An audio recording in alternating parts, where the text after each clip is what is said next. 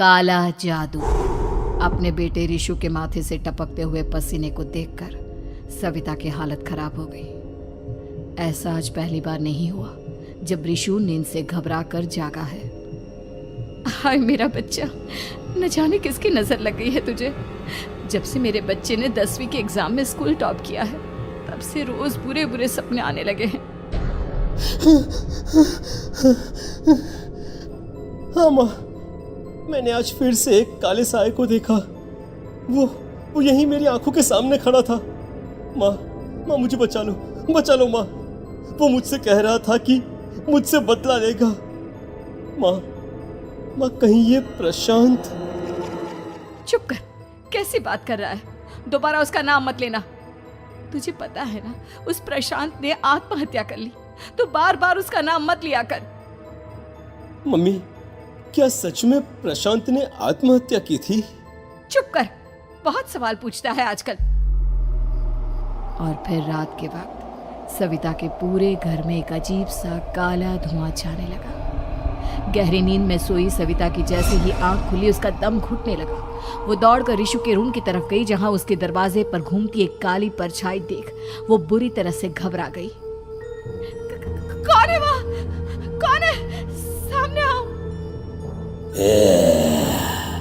ये मैं हूँ, तुम्हारी काली करतूत।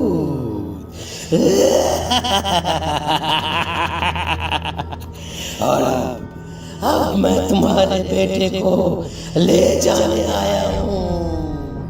नहीं, मेरे बच्चे को छोड़ दो प्लीज। मेरे ऋषु को कुछ मत करना। वो परछाई ऋषु के कमरे में घुस जाती है। सविता भी उसके पीछे पीछे दौड़ कर जाती है और देखती है कि अब वो साया साफ नजर आ रहा था। वो सर से पैर तक खून में सना हुआ था और उसके शरीर के सारे अंग कटे फटे हैं। क्या चाहिए तुम्हें? तुम जो बोलोगे मैं करूंगी, लेकिन मेरे ऋषु को छोड़ दो। उस परछाई ने ऋषु को गर्दन से पकड़कर दीवार के सहारे हवा में उछाल दिया। ऋषु जोर जोर से चिल्लाने लगा। माँ बचाओ मुझे, बचा लो माँ। ये मुझे मार डालेगा। माँ मुझे बचा लो माँ। नहीं ऐसा मत करो। मुझे मार दो लेकिन मेरे बच्चे को छोड़ दो। मैं तुम्हारे आगे हाथ जोड़ती हूँ। वो परछाई ऋषु को जमीन पर गिरा देती है और अचानक वहां से गायब हो जाती है। ऋषु, मेरा बच्चा, तू ठीक तो है ना? कुछ बोल बेटा, क्या हुआ है तुझे? मैं ठीक हूँ माँ। क्या हुआ था यहाँ पर? कुछ नहीं बेटा, कुछ नहीं। तू परेशान मत हो। हम कल ही गांव के बाहर जो तांत्रिक महाराज रहते हैं उनके पास चलेंगे।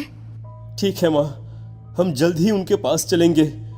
मुझे बहुत डर लग रहा है माँ।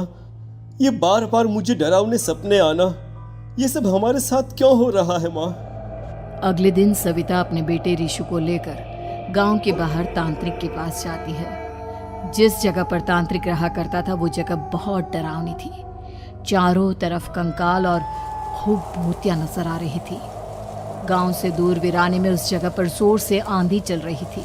ऋषु ने डर कर अपनी माँ का हाथ पकड़ लिया। माँ मुझे बहुत डर लग रहा है। ये कैसी जगह है? देख बेटा, हमारे साथ जो कुछ भी हो रहा है उसका इलाज सिर्फ और सिर्फ ये तांत्रिक महाराज ही बता सकते हैं। अब यही है जो हमें प्रॉब्लम से बाहर निकाल सकते हैं। जैसे ही सविता और ऋषु तांत्रिक की झोपड़ी के अंदर पहुंचे, वहां का नजारा देखकर उनकी आंखें फटी की फटी रह गई। तांत्रिक की झोपड़ी के अंदर कई सारे लोग अपनी गर्दन घुमा घुमा कर जोर जोर से चीख रहे थे। कौन हो तुम और यहाँ क्यों आई हो? महाराज, मेरे बेटे को कुछ दिनों से एक डरावनी काली परछाई नजर आती है और कल रात उसने मेरे बेटे पर हमला भी कर दिया।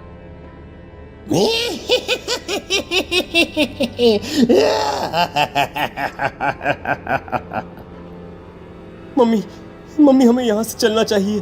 ये जगह मुझे ठीक नहीं लगती। नहीं बेटा, ऐसा नहीं कहते। रुक जाओ, 2 मिनट के लिए रुक जाओ। क्या कहा?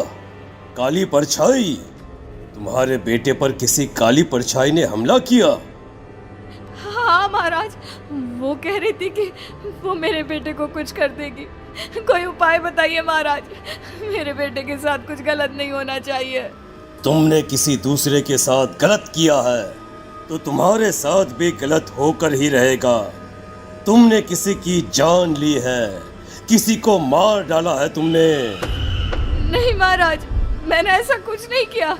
मैंने किसी की जान नहीं ली। मुझे कोई उपाय बताइए। लगता है तुम इतनी आसानी से नहीं मानोगी। मैं तुम्हें अभी उस काली परछाई से मिलवा देता हूँ और वही सारा सच तुम्हारे सामने लेकर आएगा। सविता और ऋषु ने डर के मारे अपनी आंखें बंद कर ली। तभी अचानक तांत्रिक की झोपड़ी में अजीबोगरीब आवाजें गूंजने लगी। सविता और ऋषु बुरी तरह से कांप रहे थे। आंखें खोलो और अपने सामने देखो। क्या यही है वो जिससे तुम कल रात को मिली थी? बताओ मुझे। हाँ, इसने कल रात मेरे बेटे के ऊपर हमला किया था। ये उसी लड़के की भटकती हुई आत्मा है जिसे कुछ दिन पहले तुमने मार डाला था। मम्मी, ये महाराज क्या कह रहे हैं? क्या सच में आपने किसी की जान ली है, किसी को मार डाला है? अगर हाँ तो बताइए ना मम्मी, किसको मारा है आपने? किसको? तुम्हारी माँ इतनी आसानी से सच नहीं बताएगी बेटा। इसने एक बच्चे की जान ली है। कहीं उसका नाम प्रशांत तो नहीं महाराज? वो मेरा दोस्त है, मेरा मतलब मेरा पड़ोसी है। सही पहचाना। देखा सविता, तुम्हारा खुद का बेटा भी जानता है कि तुमने किसी के प्राणों की बलि चढ़ा दी और इसीलिए अब उसकी बुरी आत्मा तुम्हारे घर में भटकती है। मुझे माफ कर दीजिए महाराज, मुझसे बहुत बड़ी गलती हो गई। प्रशांत हमारे पड़ोसी का बेटा था। हर बार उसके नंबर मेरे बेटे से ज्यादा आते थे और इसलिए मैंने उसके कमरे के बाहर काला जादू किया था, पर मुझे नहीं पता था कि वो मर जाएगा। तुम्हारे उसी काले जादू वाली गुड़िया के अंदर एक बुरी आत्मा थी जिसने उस बच्चे के दिमाग पर बुरा असर कर दिया और उसी की वजह से उस लड़के ने अपनी बालकनी से कूदकर आत्महत्या कर ली। इसकी वजह सिर्फ और सिर्फ तुम हो, तुम। नहीं महाराज, जो कुछ भी हुआ मुझे नहीं पता था कि प्रशांत अपनी जान दे देगा। प्रशांत की आत्मा इस वक्त तुम्हारे सामने खड़ी है, हमसे बात करना चाहती है। बोलो क्या कहना चाहते हो? मैं जीना चाहता था, बड़ा होकर कुछ बनना चाहता था। आपके बेटे से मुझे कोई परेशानी नहीं थी। अरे वो तो मेरा अच्छा दोस्त था। मुझे माफ कर दो बेटा, मुझसे बहुत बड़ी गलती हो गई, मुझे माफ कर दो। माफ करने से मुझे वापस जिंदगी नहीं मिल जाएगी। मेरे माँ बाप आज भी मेरे लिए रोते हैं। आपने मेरे साथ बहुत गलत किया है, बहुत गलत। और तभी अचानक प्रशांत की आत्मा वहां से गायब हो जाती है। सविता जोर जोर से रोने लगती है। सुन लिया तुमने? ये तुम्हारे अपने ही किए हुए पाप हैं जो इस तरह से तुम्हारे सामने आ रहे हैं। माँ, ये आपने अच्छा नहीं किया। सिर्फ 10th बोर्ड के एग्जाम में मैं टॉप कर पाऊँ इसलिए आपने मेरे दोस्त के ऊपर काला जादू कर दिया। नहीं मम्मी, नहीं, अब हम कभी खुश नहीं रह पाएंगे, कभी नहीं। मेरे दोस्त की आत्मा को कभी शांति नहीं मिलेगी मम्मी, कभी नहीं। लेकिन मैंने जो कुछ भी किया सिर्फ तुम्हारे लिए किया। वो लड़का हमेशा फर्स्ट पोजीशन पर आ जाता था और इस वजह से हमेशा तुम्हारे मार्क्स कम पड़ते थे। मैंने तो सिर्फ उस पर एक छोटा सा काला जादू किया था बेटा। मुझे क्या पता था कि उसका ये नतीजा निकलेगा।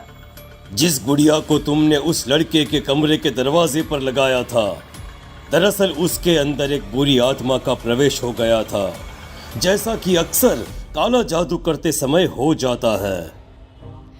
मुझे अपनी गलती का एहसास हो गया है। मैं प्रायश्चित करना चाहती हूँ। आप बताइए मैं क्या करूँ? प्रशांत के घर जाकर उस काली गुड़िया को वहां से निकालकर यहाँ लेकर आओ। मैं उसे आग में जलाकर राख कर दूंगा और उसके बाद प्रशांत की आत्मा को हमेशा के लिए मुक्ति मिल जाएगी। अगली रात सविता चुपचाप अपने पड़ोसी प्रशांत के घर जाती है। प्रशांत के माँ बाप प्रशांत की मौत के बाद उस घर को छोड़कर हमेशा के लिए वहां से चले गए थे। जैसे ही सविता उस घर के अंदर कदम रखती है, उसका सामना अजीबोगरीब हैवानियत से भरी आवाज़ों से होने लगता है। ऐसा लग रहा था जैसे कोई बुरी तरह से चीख रहा हो। सविता जैसे ही प्रशांत के कमरे के बाहर पहुंचती है, वहां पर लटकी हुई गुड़िया के शरीर से खून टपकने लगता है। ये क्या हो रहा है? इस गुड़िया के शरीर से खून क्यों टपक रहा है? सविता हिम्मत करते हुए उस गुड़िया को वहां से उतारने की कोशिश करती है, लेकिन तभी अचानक से बहुत भयानक दिखने वाली औरत उसकी आंखों के सामने आकर खड़ी हो जाती है। मैं यहाँ से कहीं नहीं जाऊंगी, और अगर तूने मुझे यहाँ से हटाने की कोशिश की तो मार डालूंगी मैं तुझे। नहीं नहीं, मुझे तुम्हें यहाँ से ले जाना ही होगा, नहीं तो मेरा बेटा, उसकी जान को खतरा है। मैं तुम्हें नहीं छोड़ सकती। अगर तुम्हारे अंदर हिम्मत है तो मुझे इस घर से बाहर ले जाकर दिखाओ। और ऐसा कहकर वो औरत सविता के ऊपर हमला कर देती है और उसे हवा में उछाल उछाल कर जमीन पर पटकती है। लेकिन तभी अचानक मौका देखकर सविता अपने हाथ में ली हुई सुई उसके हाथ में चुभो देती है। हाथ में सुई लगते ही वो औरत जमीन पर तड़पने लगती है। ये क्या किया तूने? ये क्या कर दिया? तुझे ऐसा नहीं करना चाहिए था। तांत्रिक ने मुझे कहा था कि तुझसे जीतने का सिर्फ यही एक तरीका है जिससे मैं अपने पापों का प्रायश्चित कर सकती हूँ और अपने बेटे की जान बचा सकती हूँ। और उसके बाद वो डरावनी दिखने वाली औरत एक छोटी सी जादुई गुड़िया में तब्दील हो गई और सविता ने उसे ले जाकर तांत्रिक को दे दिया। तांत्रिक ने जादुई गुड़िया को आग के हवाले कर दिया।